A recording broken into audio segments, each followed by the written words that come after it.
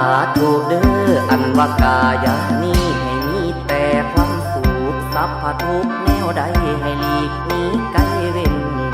เห็นควงขันพุ้ยไผ่พญาทางยามากาความไว้ให้ไกลทางหางคิงลิงนั่นเด้อเจ้าผู้ลิงเบิ่งน้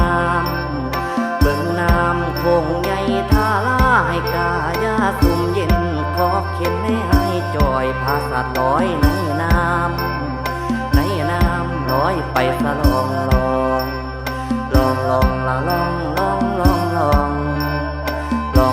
ละ